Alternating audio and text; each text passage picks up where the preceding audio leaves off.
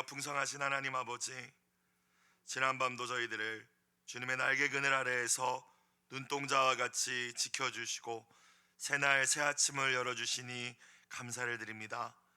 이 시간 우리의 눈을 열어 주의 법의 기이함을 보게 하여 주시고 피곤한 육신이 새 힘을 얻고 낙심한 마음들은 용기를 얻게 하여 주옵소서.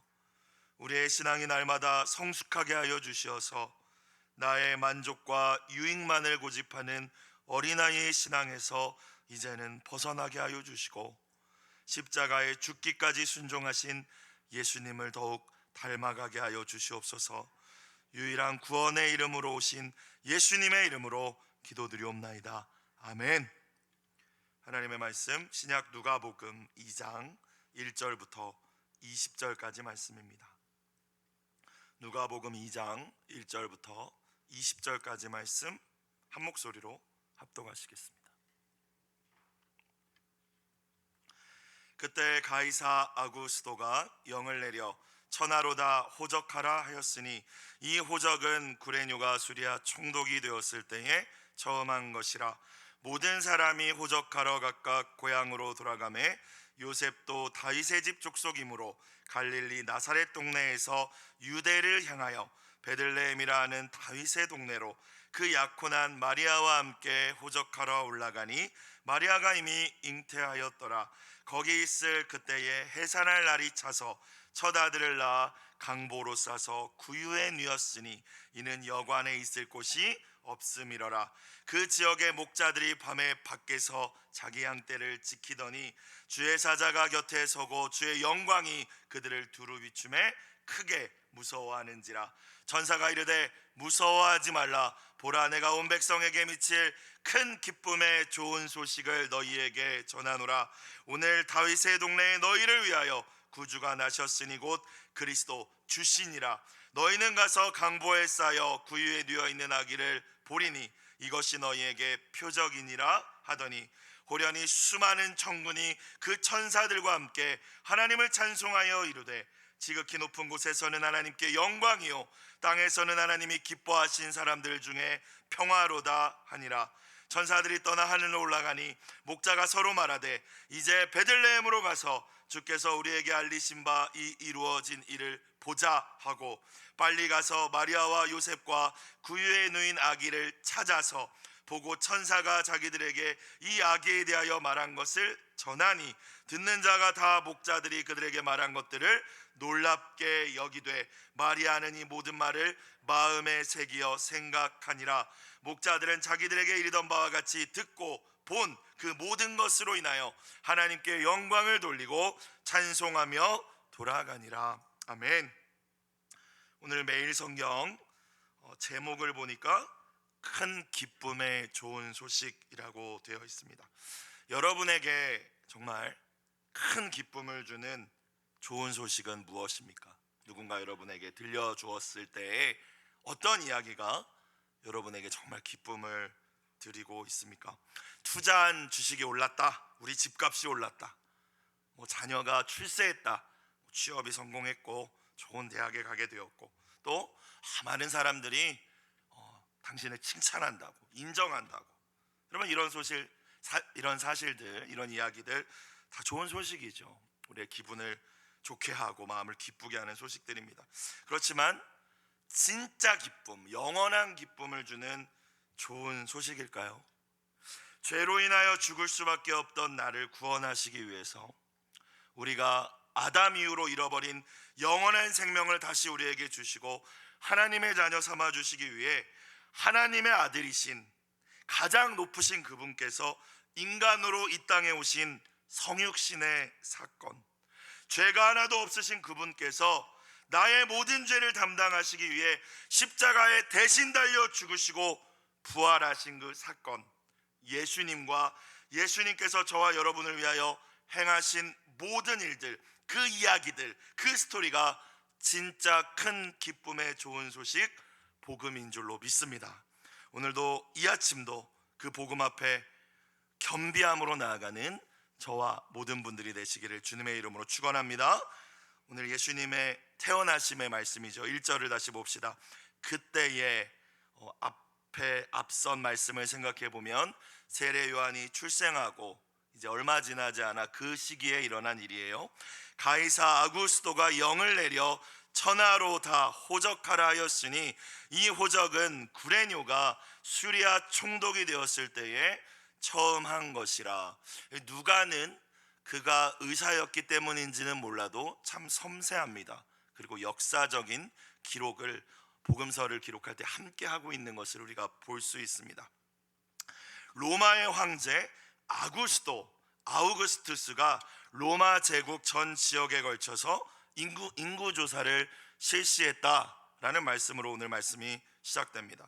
사실 아우구스투스는 이름이 아닙니다. 그의 원래 본명은 옥타비아누스이고 그의 이름이 나중에 바꾸는데 율리어스 시저입니다. 들어보신 적이 있죠? 아우구스투스라는 것은 그에게 부여된 호칭이었는데 위대하고 고귀한 자, 지극히 높으며 숭배받기에 합당한 존재라는 뜻입니다. 신이라는 거죠. 당시 로마 제국을 평화로 이끈 이 로마의 황제 이 시저는, 이 아우구스투스는 신으로 여겨졌다는 거예요. 신으로 여겨진 그가 이제 인구조사를 실시했다. 오늘 그렇게 말씀이 시작되고 있습니다. 뛰어난 행정가였고 정치가였던 그가 점령지의 질서를 유지하고 또 세금을 원활하게 걷어들이기 위해서 대대적인 로마 제국 전역에 인구조사를 실행했고, 로마의 지배를 받고 있던 모든 지역의 사람들, 그러니까 이스라엘 유대 지역이 포함되겠죠. 자기 원래 본적, 그러니까 고향으로 가서 이 호적 등록을 해야 됐다라는 말씀입니다.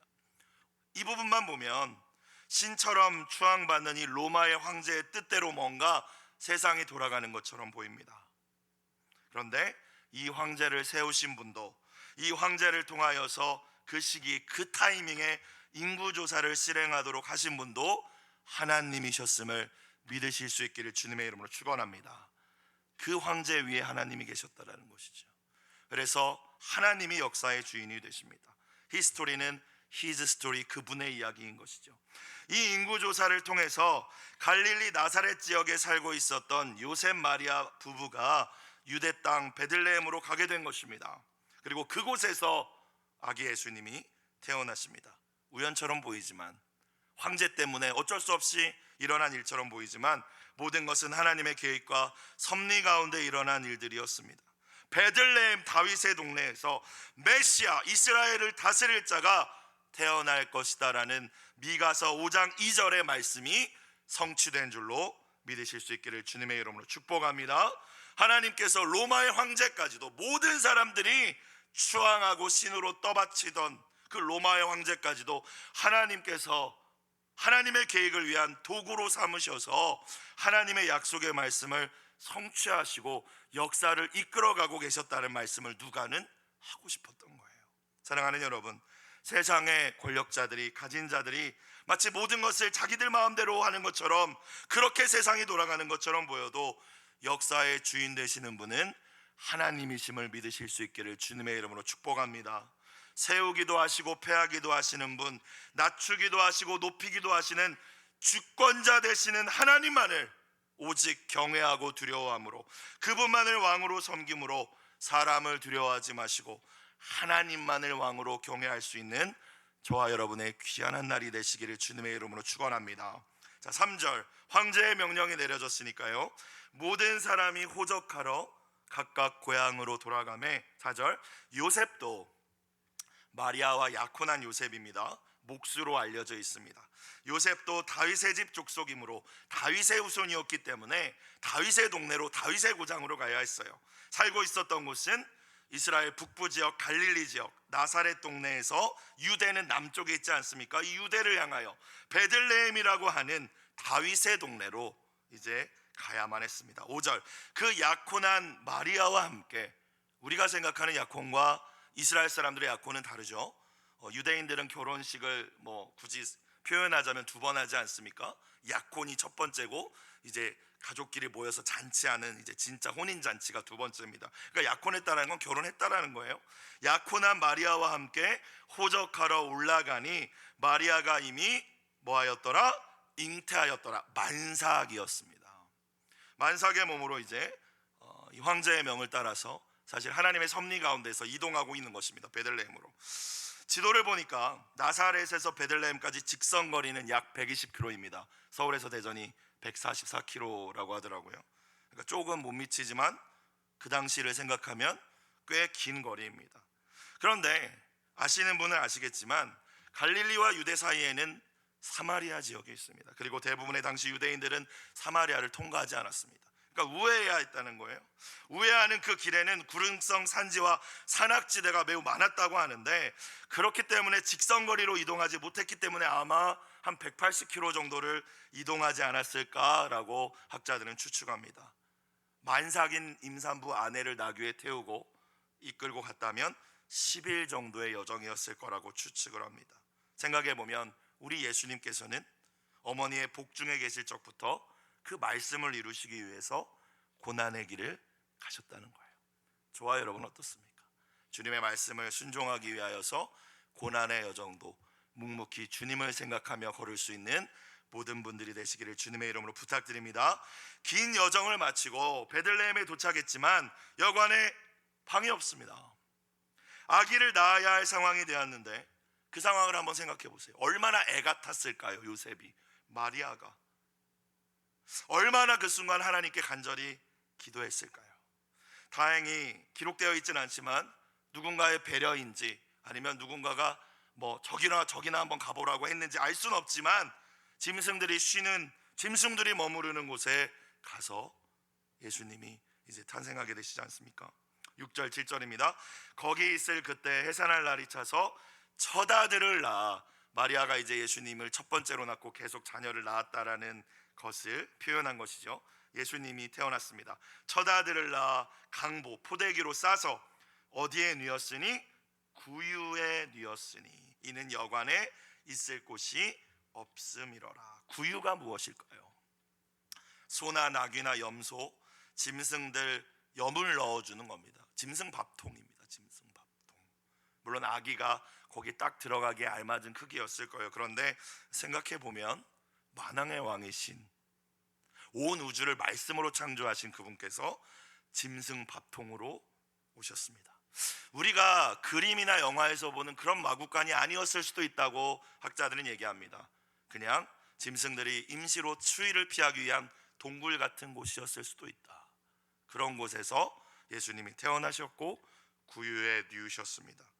여관에 있을 곳이 없음이러라, 이 말씀에 대해서 여러 가지 해석들이 존재하는데, 어떤 학자들은 베들레헴에 진짜 묵을 곳이 없었던 것이 아니라 요셉과 마리아에게 묵을 만한 장소에 치를 돈이 없었다라고도 해석하기도 합니다.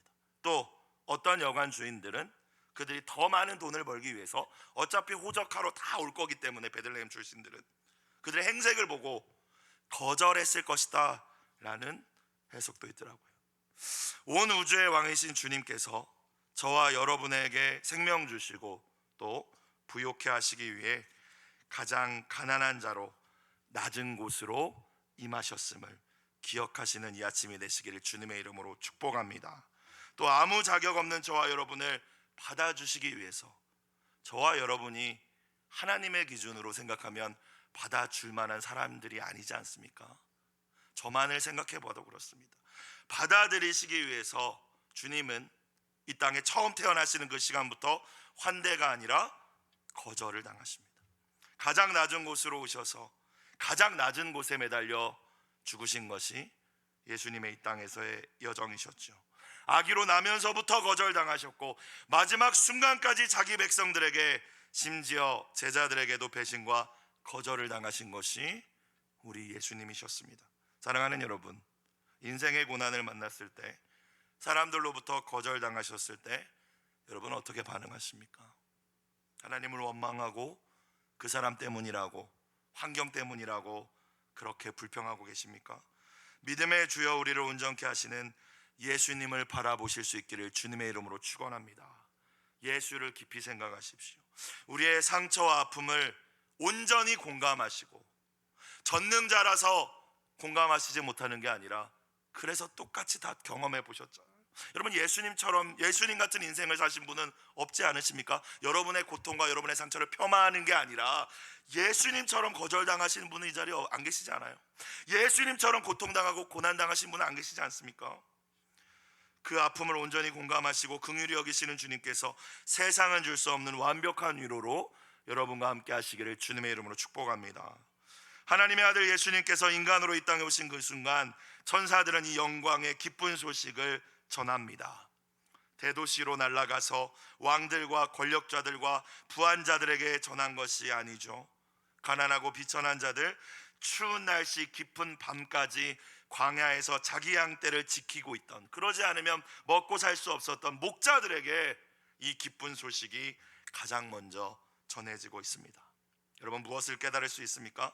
예수님을 따르고 섬기는 저와 여러분이, 교회가 언제나 먼저 관심을 가져야 할 사람들은 낮고 어두운 곳에서 기댈 곳 없이 살아가는 사람들이라는 사실을 기억하실 수 있는 이 아침이 되시기를 다시 한번 주님의 이름으로 부탁드립니다. 8절, 그 지역의 목자들이 밤에, 당시 그 베들레헴 그 밤 매우 추웠다고 전해집니다.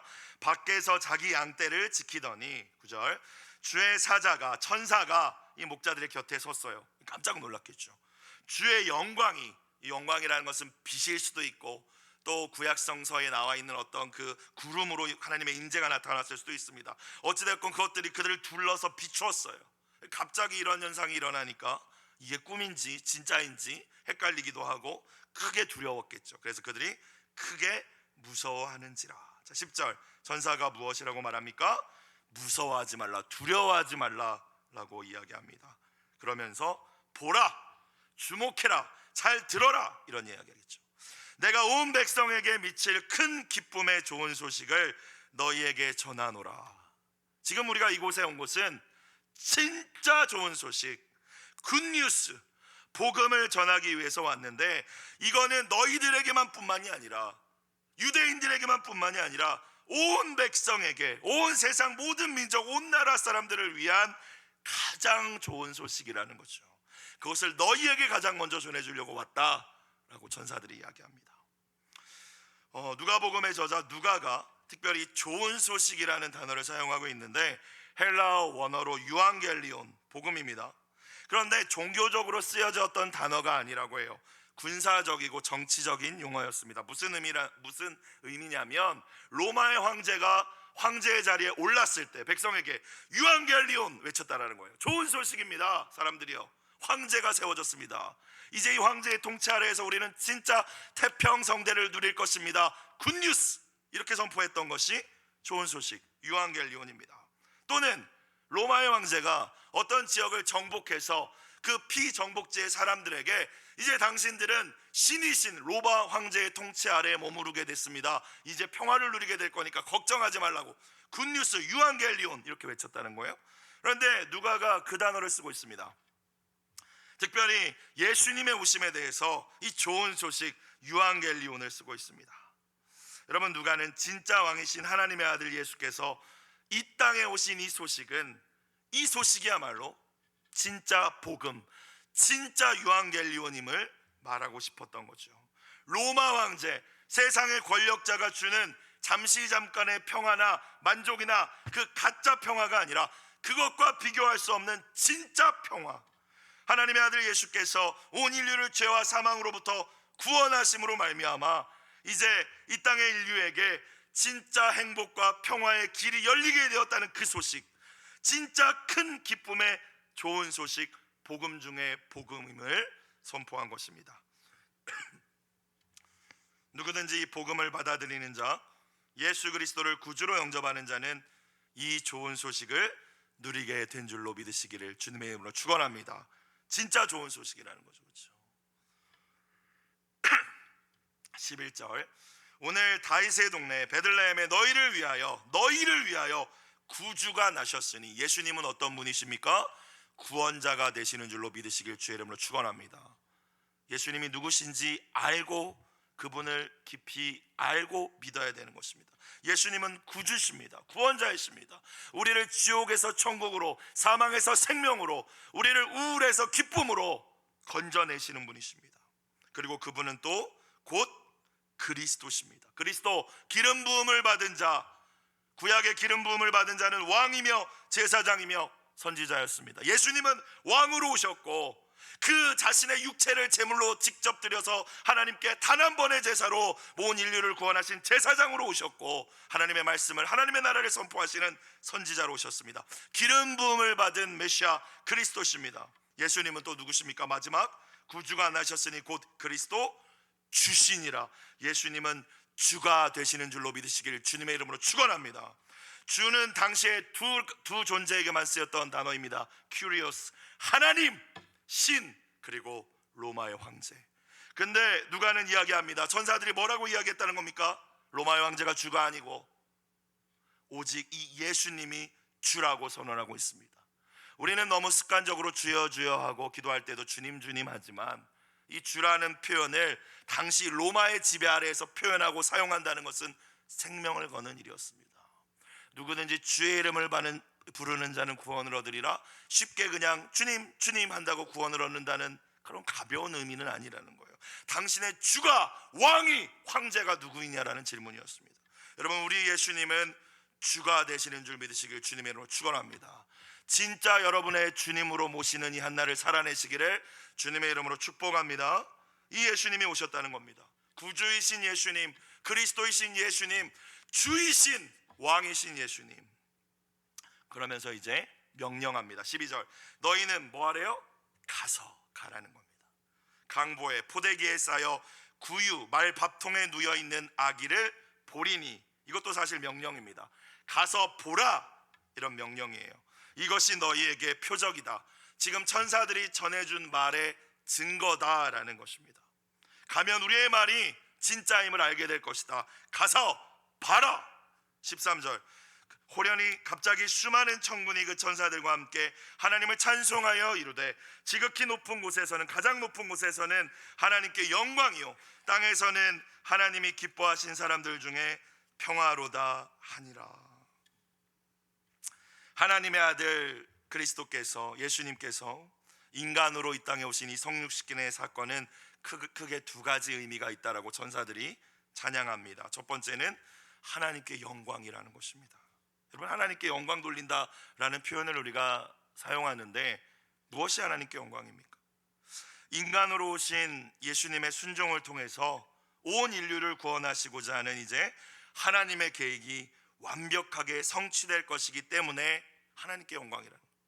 그리고 그 예수님을 통해서 이제는 죄로 인해서 하나님을 떠났던 온 인류가 다시 하나님께 돌아와 하나님께 경배와 찬양을 드리게 될 것이기 때문에, 하나님의 나라가 완성을 향하여 나아갈 것이기 때문에, 하나님의 뜻이 성취되어 갈 것이기 때문에 하나님께 영광이라는 거예요. 사랑하는 여러분, 여러분에게 주어진 하루하루의 삶을 순종하며 살아내시는 것이 하나님의 나라가 확장되는 길이고, 그것이 하나님께 영광을 돌리는 길임을 기억하실 수 있기를 주님의 이름으로 축복합니다.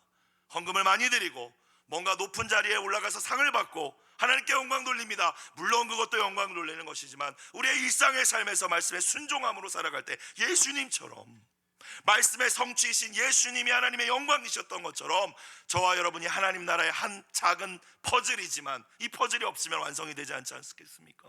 그 퍼즐이 되어서 그 말씀에 순종하여서 하나님께 영광을 돌리는 귀한 삶을 살아내시기를 부탁드립니다.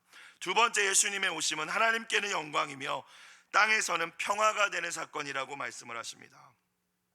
예수님의 십자가와 부활을 통해서 온 인류와 하나님 사이 죄로 막혀있던 그 담이 허물어질 것이기 때문입니다. 이제 평화가 이루어지는 것이요, 나아가서 유대인과 이방인 사이의 그 벽도 허물어지게 될 것입니다. 예수 그리스도의 사랑과 용서를 또 경험한 이들이 서로를 사랑하고 용서하게 된다면 온전한 하나님의 나라의 평화가 이 땅에 완성될 줄로 믿습니다. 그래서 이렇게 이야기한 거예요. 이제 예수님이 오셨기 때문에 하나님께는 진짜 영광스러운 일이고 이 땅엔 진짜 평화가 시작되었다라고 선언한 것입니다. 15절, 천사들이 떠나 하늘로 올라가니, 자, 이제 목자들이 어떻게 하나요? 목자가 서로 말하되, 이제 베들레헴으로 가서, 아까 천사들이 가라고 하지 않았습니까? 가서 주께서 우리에게 알리신 바 이 이루어진 일을 보자라고 합니다. 천사들이 명령한 대로 움직이는 거예요. 16절, 근데 어떻게 갔어요? 야, 내일 가자. 야, 이 양 좀 어떻게 처리하고 가자, 맡기고 가자. 아닙니다. 16절 어떻게 가서? 빨리 가서. 여러분, 언제나 아름다운 순종은 어떤 순종? 즉시 순종이 아름다운 순종임을 믿으시길 주님의 이름으로 축원합니다. 제가 청년들에게도 우스갯소리로 하는 말, 마귀 중에 가장 강력한 마귀, 내일 마귀입니다. 내일부터 해야지, 다음 달부터 해야지, 내년부터 해야지. 그죠? 그런데 언제나 하나님이 기뻐하시는 순종은 즉시 순종입니다. 즉시 순종. 이 양 어떻게 됐는지 기록되어 있지 않습니다. 중요하지 않았다는 거예요. 이들에게 마리아와 요셉과 구유에 누인 아기를 찾아서, 여러분, 그냥 뭐 지금처럼 핸드폰이 있는 것도 아니고 어떻게 찾았을까요? 이 원어를 보니까 아주 고생스럽게 탐색하여 찾다라는 의미입니다. 그 깊은 밤에 집집마다 돌아다니면서 물어 수소문하면서 찾았다는 거예요. 그리고 찾았을 때 그 기쁨이 어땠을까요? 천사들이 말해준 게 진짜네, 진짜 구유의 아기가 누워있네, 보고 얼마나 기뻤을까요? 17절 보고, 천사들이 가서 보라고 했죠. 이제 봤어요. 천사가 자기들에게 이 아기에 대하여 말한 것을 거기서 멈추지 않고 뭐 했어요? 전하니. 18절 듣는 자가 요셉과 마리아에게만 전한 것이 아니라 그 근방의 마을에 있는 사람들에게 전했다라고 알려지는데, 듣는 자들이 다 목자들이 그들에게 말한 것들을 놀랍게 여기되, 천사가 우리에게 찾아왔어요, 그래서 이 아기가 그런 아기라고 했어요, 막 전했겠죠. 그런데 놀랍게 여기되라는 말은 다 받아들이고 믿었다는 의미가 아닙니다. 여러분, 이상하게 여겼다는 거예요. 기이하게 여겼다. 아, 그런 일이 있을 수가 있어? 아유, 무슨 말도 안 되는 말이야, 이랬다라는 거거든요. 자, 그런데 19절 누가가 한 절을 더 기록해 놓습니다. 마리아는 이 모든 말을 어떻게 했대요? 마음에 새겨서 생각하니라. 여러분 가운데 복음이 선포될 때 여러분은 그냥 기이 여기십니까? 아니면 마음에 새기며 생각하십니까?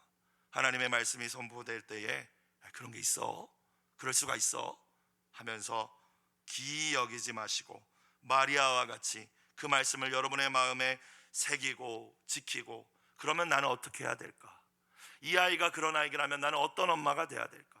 나는 이 아이를 어떻게 또 키우라고 하시는 것일까? 이렇겠죠. 마리아는 그렇게 하나님의 말씀을 대할 수 있는 저와 여러분이 되시기를 주님의 이름으로 축복합니다. 마지막 20절 목자들은 자기들에게 이르던 바와 같이 듣고 본 그 모든 것으로 인하여 하나님께 영광을 돌리고 찬송하며 돌아갑니다. 당시 1세기 유대 사회의 가장 밑바닥에 있었던 사람들, 목자들에게 복음이 전해집니다. 복음을 전해들은 그들은 즉시 순종함으로 복음 자체이신 아기 예수님을 목격했고, 나아가 최초로 복음을 전달하는 복음의 증인이 된 줄로 믿습니다. 저와 여러분 다 복음을 아십니다. 복음을 우리는 또 들었습니다.